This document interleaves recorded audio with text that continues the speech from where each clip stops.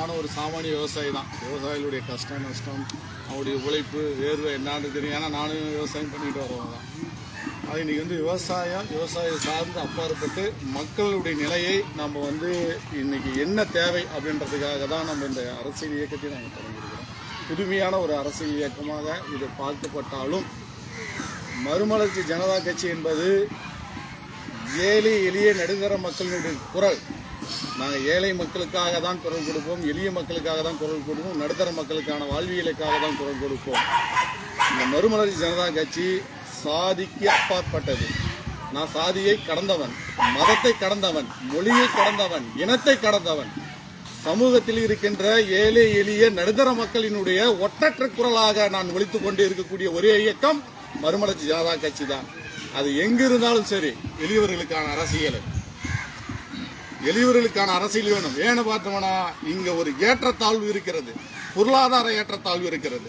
சமூகத்திலே கீழ் நோக்கி இருக்கிற மக்கள் கீழ் நோக்கியே தான் வாழ்ந்து கொண்டிருக்கிறார்கள். சமநிலை கிடையாது, பொருளாதார சமநிலை கிடையாது, வருவாய் சமநிலை கிடையாது, நம்மளுடைய முன்னேற்றம் சமநிலை கிடையாது.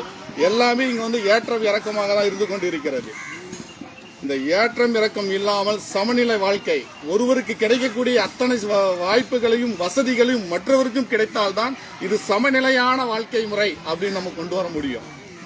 நாம உழைக்கிறவங்க உழைச்சிக்கிட்டே இருக்கிறோம், கஷ்டப்படுறோம் கஷ்டப்பட்டே இருக்கிறோம், ஆட்சி அதிகாரத்துக்கு வரவங்க வந்து கொண்டே இருக்கிறாங்க, நம்ம வாக்களிச்சுக்கிட்டே இருக்கிறோம். ஆனா நமக்கான உரிமையை, நமக்கான பொருளாதாரத்தை, நமக்கான கல்வியை நம்மளால் மீட்டெடுக்க முடியவில்லை.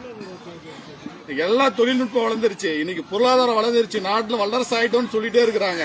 இன்னைக்கு வீடு வாசல் இல்லாத எத்தனை பேர் இருக்காங்க? ஒரு வீட்டுக்கு சுண்ணாம்பு அடிக்கிறதுக்கு கூட வழி இல்லாத எத்தனை பேர் இருக்காங்க? ஒரு கூரை மேயினா கூட ஒரு சாதாரணவனால ஒரு கூரை மேய முடியறதா? அரசு வீடு கட்டி கொடுக்கலாம், இடம் கொடுக்கலாம், எல்லாம் கொடுக்கலாம். ஆனால் நிலையாக தான் உழைத்து தன்னால் உயர்ந்து தன் பொருளாதாரத்தை மீட்டு தன் பொருளாதார மூலியமாக நாம் முன்னுக்கு வர வேண்டும் என்பதுதான் நம்ம மறுமலர்ச்சி ஜனதா கட்சியின் நோக்கம். இலவசங்களையும் அன்பளிப்பும் எங்களுக்கு தேவையில்லை. அன்பளிப்பும் இலவசம் தருவதாக இருந்தால் அது கல்வி மட்டும் தாருங்கள். அனைவருக்கும் சமமான கல்வி கொடுங்க. ஏற்றத்தாழ்வு கல்வி இருக்கக்கூடாது. 4 வழியான கல்வி முறை இருக்கு.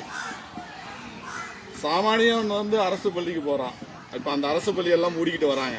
சாமானிய மக்கள் கிடைச்ச அந்த அரசு பள்ளி இல்ல, அது 11வது 12வது வரைக்கும் தான் கிடைக்குது. காலேஜ் போயிட்டா பணம் கட்டி தான் படிச்சாகணும் எல்லாருமே. அடுத்தது பாத்தீங்கன்னா மெட்ரிகுலேஷன் இருக்கும், கொஞ்சம் பணம் கட்டி நம்ம படிக்க வைக்கலாம் அப்படின்ற ஒரு சூழ்நிலை. அடுத்தது பாத்தீங்கன்னா சிபிஎஸ்இ ஸ்கூலுக்கும் அதோட கொஞ்சம் கூடுதலான பணம் கட்டி படிக்க வைக்கலாம். இதை தாண்டி ஒரு இன்டர்நேஷனல் கல்வி முறை ஒன்று இருக்கு. அது ஹை லெவல்ல இருக்கிறவங்க அதை போட்டாவே ஏற்றத்தாழ்வு, நான் இன்டர்நேஷனல் கல்வியில் படிக்கிறாங்க பையா அப்படின்னு. அப்போ கல்வியிலே இந்த ஏற்றத்தாழ்வு இருக்கக்கூடாது. சாமானியன் ஒரு சாதாரண தொழிலாளி ஒரு பையனாக இருந்தாலும் சரி, முதலாளி மகனாக இருந்தாலும் சரி, அவன் சமமான கல்வியை பயிலணும். அவனுக்கு ஒரே வகையான யூனிஃபார்ம் இருக்கணும், ஒரே வகையான கல்வி முறையா இருக்கணும், ஒரே முறையான நடைமுறைகளா இருக்க வேண்டும். அங்க ஏற்றம் இருக்கக்கூடாது. சாதி மதம் மொழி பொருளாதாரம் எதுவுமே கிடக்கூடாது, எல்லாம் கிடக்கணும். நம்முடைய நோக்கம் இந்த சமூகத்தில் இந்த சமூகத்தை ஒரு புதிய மாற்றம் ஏற்படுத்த வேண்டும், பொருளாதாரத்தில் உயர வேண்டும், கல்வியில் உயர வேண்டும், நாமும் உயர வேண்டும் என்று சொன்னால் இந்த கல்வியே நம்ம சீர்திருத்தம் பண்ணணும். சமமான கல்வி முறை என்று வருகிறதோ அன்றுதான் சாமானியனும் உயர்ந்தவனாக வர முடியும். எல்லாம் புதுமையாக நம்ம மேல திணிக்கிறான். செல்போன் இலவசமா நம்மளாம் பயன்படுத்தி இருந்தோம். செல்போன் வாங்கி வந்த காலங்களில் பாத்தீங்கன்னா வாங்கிட்டோமா, ஒரு ரீசார்ஜ் பண்ணீங்கன்னா ஒரு வருஷ கணக்கில் நம்ம மறுபடியும் பணம் கட்டாம பயன்படுத்திட்டு இருந்தோம். இன்னைக்கு ப்ரீபெய்டு என்ற திட்டத்தை போஸ்ட்பெய்டு திட்டமா மாறி போச்சு. மாசம் 299 ரூபா 399 ரூபா போட்டாதான் இன்னும் ஒரு 6 மாசம் போயிடுச்சுன்னா 1000 ரூபாய் இல்லைன்னா யாருமே ரீசார்ஜ் பண்ண முடியாது. அப்ப நம்ம எதையிலே நோக்கி எதையும் நம்ம கீழே வச்சுட்டே இருக்கிறோம், நம்மள மேல வராத பார்த்து கொண்டே இருக்கிறோம். அதே மாதிரி கடநிலை, இங்க இருக்கிறவங்க யாருக்காவது கடன் இல்லாத நான் சுதந்திரமா இருக்கிறேன்னு யாராவது சொல்ல முடியுமா? அதுதான் நம்மள ஏதோ ஒரு வகையில் ஏதோ ஒரு வாய்ப்புகள் நம்மளை கடன்படுத்தப்பட்டு நம்மள அடிமையாக நம்ம வாழ்வு முழுதும் உழைச்சு நம்ம யாருக்கோ ஒண்ணு நம்ம கட்டக்கூடிய காலகட்டத்தில் தான் நம்மள வச்சிருக்கிறானே தவிர ஒரு சுதந்திரமாக இண்டிபெண்டாக நம்ம மக்கள் வாழக்கூடிய ஒரு வழிமுறைகளை யாரும் நம்மள கொண்டு வர முடியல. நாங்க இங்க கூட பார்த்தோம்னா நாங்க அதிமுகவுக்கு எதிரானவர்கள் அல்ல, திமுகவுக்கும் எதிரானவர்கள் அல்ல, காங்கிரசுக்கும் எதிரானவர்கள் அல்ல, கம்யூனிஸ்டுக்கும் எதிரானவர்கள் அல்ல, பாஜகவுக்கும் எதிரானவர்கள் அல்ல. ஆனால் லஞ்சம் ஊழலுக்கு எதிரானவர்கள், கொள்ளை அடிப்பவர்களுக்கு எதிரானவர்கள்.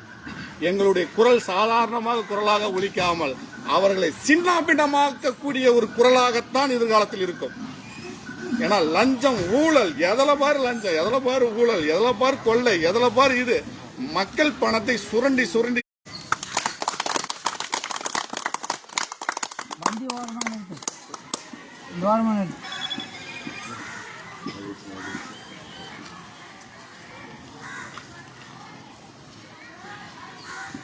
அதனால நம்ம தொடர்ந்து யாருக்காக பேசிக்கொண்டு இருக்கிறதும் பார்த்தோம்னா, நான் உங்க மாதிரி ஏழை எளிய மக்களுக்காக பேசிக்கொண்டு இருக்கிறேன். உங்க மாதிரி இல்லை, என் மாரி ஏழை எளிய மக்களுக்காக நான் தொடர்ந்து இந்த கட்சி முன்னெடுத்து நடத்திட்டு வந்தோம். ஏழை மக்களுக்கான குரலாக நம்ம ஒழிச்சிட்டு இருக்கிறோம்.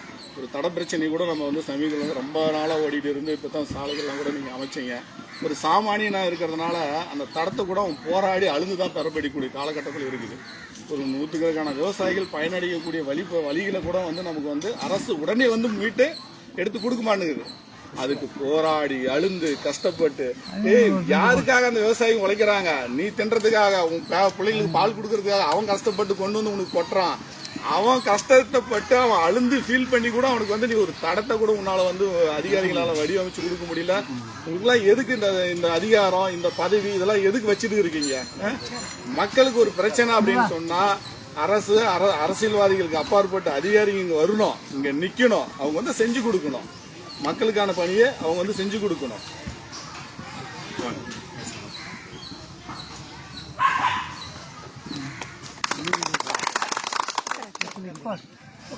அப்ப என்னன்னா லஞ்சம், ஊழல் எங்க பாரு புறக்கட்டுக்கு கிடக்குது. அதெல்லாம் குத்தி நம்ம எடுக்கணும். அப்ப என்னன்னா நம்ம கேள்வி கேட்கிற இடத்துல